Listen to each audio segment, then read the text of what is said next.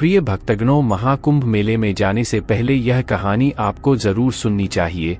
यह कहानी आपको सिखाएगी कि आपको महाकुंभ मेले में कौन कौन सी गलतियां नहीं करनी चाहिए, नहीं तो यह गलतियां आपका जीवन बर्बाद कर देगी। कैसे एक पिता ने अपना सब कुछ खो दिया, कैसे मनुष्य अपनी एक गलती के कारण अपना सब कुछ खो देता है, फिर पछताने से होत क्या जब चिड़िया चुग गई खेत। प्रिय भक्तगणों, कहानी को प्रारंभ करने से पहले आप इस वीडियो को लाइक कर दीजिए और कमेंट में हर हर गंगे लिख दीजिए। प्रिय भक्तगणों, महाकुंभ मेला भारत का एक महान धार्मिक और सांस्कृतिक उत्सव है जो हर 12 वर्षों में 4 स्थानों हरिद्वार, प्रयागराज, उज्जैन और नासिक में आयोजित किया जाता है। इसे दुनिया का सबसे बड़ा संगम माना जाता है, जहां करोड़ों श्रद्धालु गंगा घाट पर स्नान करने के लिए जुटते हैं। यह महाकुंभ भारतीय संस्कृति, अध्यात्म और आस्था का प्रतीक है, जहां साधु संत, अघोरी, नागा बाबा और लाखों श्रद्धालु अपनी धार्मिक मान्यताओं को साकार करते हैं। प्रिय भक्तगणों, सर्दी का मौसम था। सुबह की हल्की ठंडक के बीच गंगा नदी के घाटों से घंटों और शंखों की आवाजें गूंज रही थीं। चारों ओर श्रद्धालुओं का उत्साह और भक्ति का मेला लगा था। इस पवित्र माहौल में प्रयागराज के संगम घाट पर एक साधारण से माता पिता अपनी नन्ही बच्ची राधिका के साथ महाकुंभ मेले में पहुंचे। राधिका महज 5 साल की थी। उसकी बड़ी बड़ी आंखें और मासूम मुस्कान हर किसी का दिल छू रही थी। यह पहला मौका था जब वे अपनी बेटी को महाकुंभ के विशाल मेले में लेकर आए थे। राधिका के पिता विक्रम और मां सुनीता बहुत खुश थे। सुनीता ने राधिका को हल्के गुलाबी रंग की फ्रॉक और गले में छोटी सी रुद्राक्ष की माला पहनाई थी। बच्ची अपनी मां का हाथ पकड़कर खुश होकर इधर उधर देख रही थी। विक्रम और सुनीता ने सोचा कि महाकुंभ में गंगा स्नान करने से उनके परिवार के सारे पाप धुल जाएंगे और जीवन में सुख शांति बनी रहेगी। मेले में हर जगह भक्ति और उत्साह का माहौल था। साधु संतों की टोलियां, भगवे वस्त्र पहने ऋषि मुनि, अघोरी बाबा, सिर पर चिलम लिए नागा साधु और मंत्रों का जाप कर रहे भक्त चारों ओर दिख रहे थे। राधिका पहली बार इतनी बड़ी भीड़ देख रही थी। उसकी आंखें चमक रही थीं, लेकिन उसकी नन्ही उंगलियां अपने पिता के हाथ को मजबूती से पकड़े हुए थीं। विक्रम ने अपनी पत्नी से कहा, सुनीता, राधिका का ध्यान रखना, यहाँ भीड़ बहुत है, उसका हाथ मत छोड़ना। सुनीता ने सिर हिलाकर हाँ कहा। राधिका ने मुस्कुराते हुए अपने पिता से पूछा, पापा, ये साधु बाबा कौन है? ये इतने अजीब कपड़े क्यों पहनते हैं? विक्रम मुस्कुराया और प्यार से उसकी नाक छूते हुए बोला, बेटा, ये भगवान के भक्त हैं। ये अपना सारा जीवन भगवान की सेवा में बिताते हैं। राधिका ने सिर हिलाया, लेकिन उसके मन में कई सवाल अब भी थे। महाकुंभ मेले में सूर्य देव अपनी पहली किरण बिखेर रहे थे। संगम घाट पर भीड़ उमड़ चुकी थी। लोग गंगा में डुबकी लगाने के लिए उत्साहित थे। चारों ओर हर हर गंगे के जयकारों की गूंज थी। श्रद्धालु, साधु संत, अघोरी बाबा और नागा साधु सब अपने अपने अंदाज में पूजा अर्चना में लीन थे। विक्रम ने राधिका का हाथ मजबूती से पकड़ रखा था। सुनीता उनके साथ चल रही थी। राधिका ने पहली बार इतनी विशाल भीड़ देखी थी। उसकी आंखें खुशी से चारों ओर घूम रही थीं। उसने कई अघोरी बाबाओं को देखा जो अपनी राख से सनी देह के साथ मंत्रोच्चार कर रहे थे। उसने अपने पापा से पूछा, पापा, ये बाबा इतने गंदे क्यों रहते हैं? विक्रम मुस्कुराए और बोले, बेटा, ये बाबा भगवान शिव के भक्त हैं। ये अपना सब कुछ त्याग कर साधना करते हैं और अपने जीवन में शांति के मार्ग को प्राप्त करते हैं। राधिका को यह बात समझ में तो नहीं आई, लेकिन उसने सिर हिला दिया। वह छोटी छोटी बातों पर खुश हो रही थी। अचानक उसकी नजर गुब्बारे वाले पर पड़ी। वह पिताजी से बोली, पापा, मुझे वो गुब्बारा चाहिए। विक्रम ने उसे समझाया, बेटा, पहले गंगा स्नान कर लें, फिर गुब्बारा भी ले लेंगे। संगम घाट पर स्नान के लिए एक लंबी कतार थी। विक्रम और सुनीता ने राधिका को अपने बीच में रखा और सावधानी से गंगा की ओर बढ़ने लगे। राधिका को अपनी मां का हाथ मजबूती से पकड़ने को कहा गया। गंगा के पवित्र जल में प्रवेश करते ही सुनीता ने भगवान का स्मरण किया। विक्रम ने राधिका को अपनी गोद में उठाया और गंगा जल से उसकी छोटी छोटी हथेलियां धोईं। राधिका ने मासूमियत से पूछा, पापा, ये पानी इतना ठंडा क्यों है? विक्रम ने मुस्कुराते हुए कहा, यह पवित्र जल है बेटा, इससे मनुष्य के सभी पाप नष्ट हो जाते हैं, इसीलिए इसे गंगाजल कहते हैं। राधिका को फिर कुछ समझ नहीं आया और उसने हाँ में सर हिला दिया। स्नान के बाद परिवार घाट पर लौटने लगा, लेकिन भीड़ बढ़ती जा रही थी। चारों ओर लोगों का सैलाब था।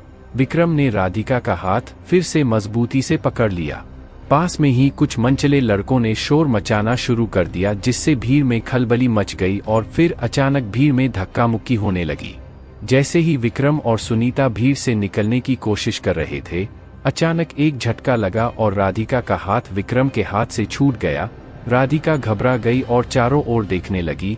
उसे अपनी माँ और पिता कहीं नहीं दिखे। भीड़ इतनी ज्यादा थी कि विक्रम और सुनीता ने तुरंत राधिका को ढूंढने की कोशिश शुरू कर दी। विक्रम ने चिल्लाकर कहा, राधिका, राधिका, कहाँ हो बेटा? सुनीता की आंखों से आंसू बहने लगे। वह बेहाल होकर भीड़ में इधर उधर देखने लगी। राधिका जोर जोर से रोने लगी। वह भीड़ में ही रोते रोते चलने लगी। वह डर से रोने लगी, लेकिन उसकी आवाज भीड़ के शोर में दब गई। कुछ ही पलों में उनकी दुनिया बिखर गई। भीड़ तेजी से बढ़ रही थी।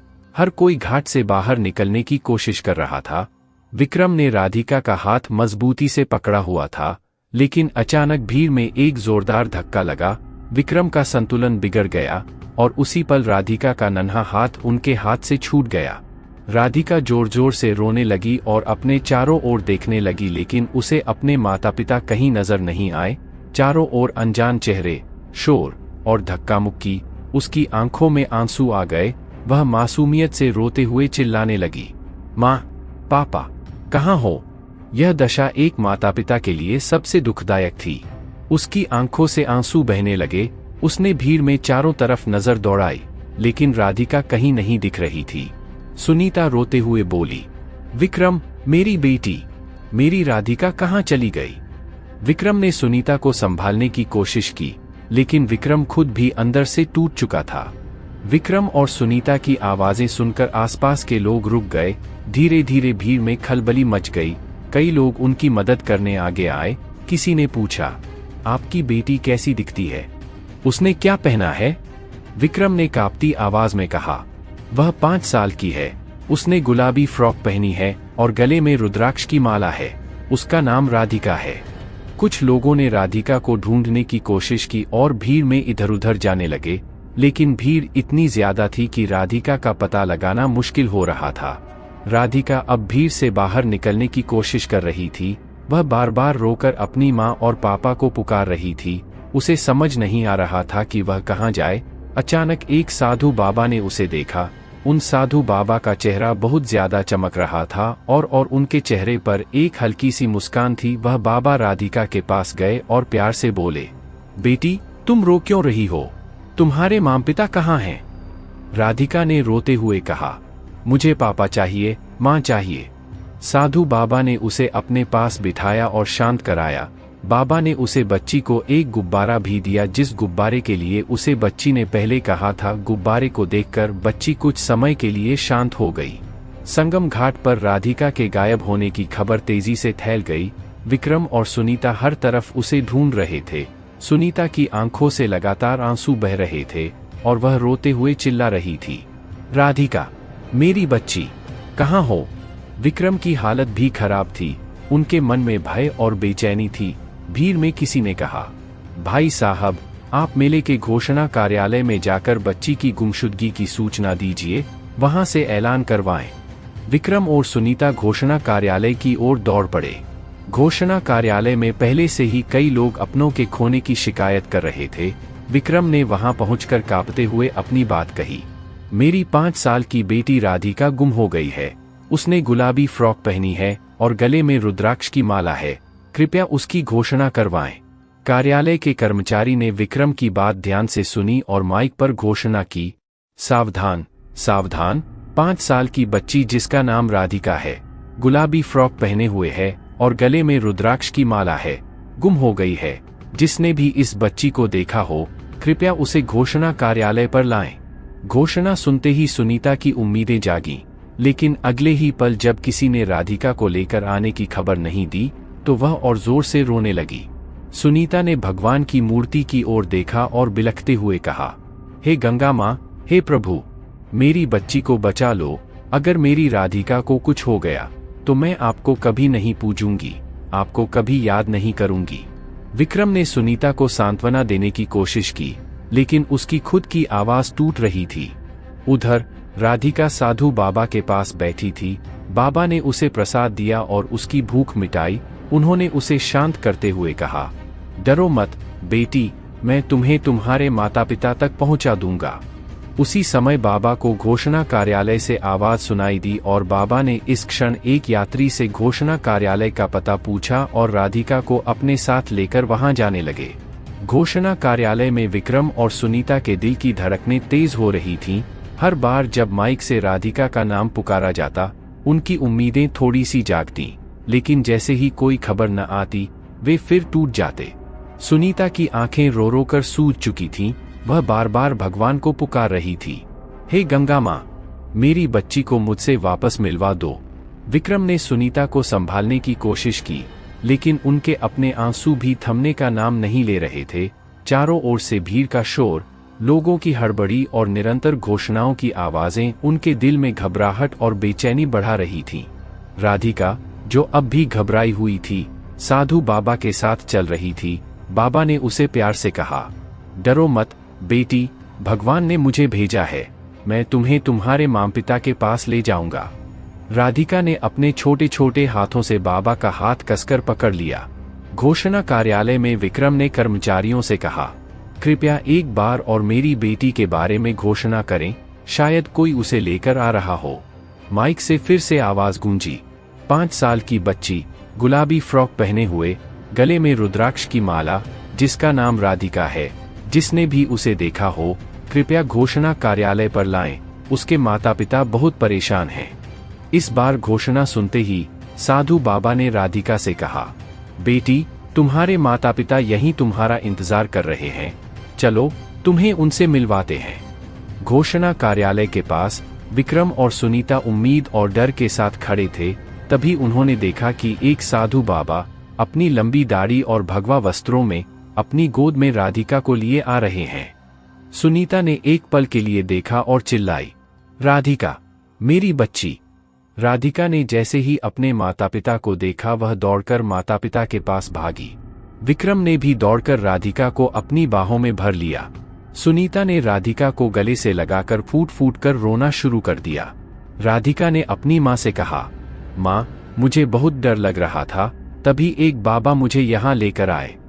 तभी सुनीता और विक्रम ने आसपास देखा तो वह बाबा उन्हें कहीं दिखाई नहीं दिए। सुनीता और विक्रम को एक बार के लिए एहसास हुआ कि साक्षात वह साधु और कोई नहीं, भगवान शिव ही थे, जिन्होंने उनकी पुत्री की रक्षा की। राधिका को गोद में लेकर सुनीता और विक्रम ने राहत की सांस ली। सुनीता ने अपनी बच्ची को कसकर गले लगाया, मानो उसे कभी खुद से दूर नहीं होने देना चाहती हो। उनके दिल का भारी बोझ अब उतर चुका था, लेकिन सुनीता की आंखों से आंसू थमने का नाम नहीं ले रहे थे। तभी पास का एक वृद्ध कर्मचारी विक्रम और सुनीता के पास आया और बोला, मेले में भीड़ हमेशा बहुत होती है, यह जरूरी है कि ऐसे स्थानों पर आप हर पल सतर्क रहें। बच्चों का हाथ कभी न छोड़े और उन्हें हमेशा अपनी नजरों के सामने रखें। यहाँ तक कि भक्ति और आस्था के बीच भी हमें अपनी जिम्मेदारियों का ध्यान रखना चाहिए। विक्रम और सुनीता ने यह सीख दिल से समझ ली। उन्होंने तय किया कि आगे से किसी भी भीड़-भाड़ वाली जगह पर जाने से पहले पूरी तैयारी करेंगे और राधिका को कभी अपनी नजरों से दूर नहीं होने देंगे। सुनीता ने संगम घाट की ओर देखते हुए भगवान को धन्यवाद दिया। उसने मन ही मन प्रतिज्ञा की कि वह अब कभी भगवान पर से अपनी आस्था नहीं खोएगी। उन्होंने साधु बाबा को भी याद किया, जिन्होंने राधिका को उनके पास पहुंचाया था।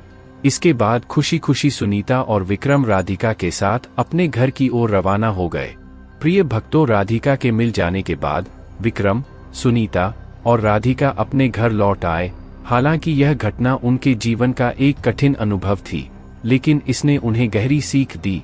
अब वे न केवल अपने परिवार की सुरक्षा को लेकर और सतर्क हो गए थे, बल्कि उनकी आस्था भी और मजबूत हो चुकी थी।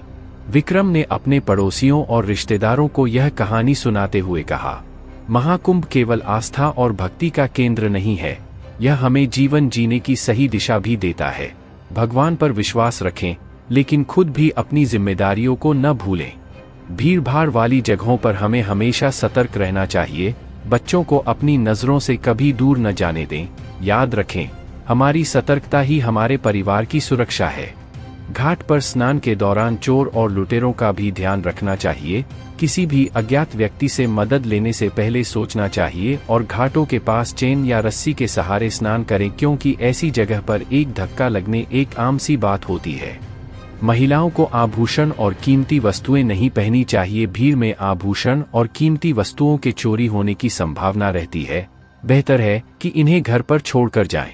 किसी भी अनजान व्यक्ति के साथ अधिक बातचीत करने और किसी भी हालत में अपने परिवार से दूर जाकर अनजान व्यक्तियों की मदद नहीं करनी चाहिए। यह सब भोले भाले लोगों को फंसाने की साजिश होती है। प्रिय भक्तगणों, यह कहानी हमें यह भी बताती है कि भगवान हर वक्त हमारे साथ होते हैं, लेकिन उनकी कृपा तभी फलित होती है जब हम स्वयं भी प्रयास करते हैं। महाकुंभ का यह अनुभव विक्रम और सुनीता के लिए एक अमूल्य सीख बन गया, जिसे वे जीवन भर याद रखेंगे। हर हर गंगे, हर हर गंगे। प्रिय दोस्तों, यदि आपको यह कहानी अच्छी लगी हो तो कमेंट में हर हर गंगे अवश्य लिखें और अपने व्हाट्सएप ग्रुप में भी यह कहानी अवश्य शेयर करें, जिससे अन्य लोगों को भी इस कहानी का ज्ञान प्राप्त हो सके। प्रिय भक्तों, ऐसे ही रोचक कहानियां पाने के लिए हमारे चैनल को सब्सक्राइब कर लीजिए और बेल आइकन को ऑन कर लीजिए। मिलते हैं दोस्तों आपसे एक और नई कहानी के साथ। धन्यवाद।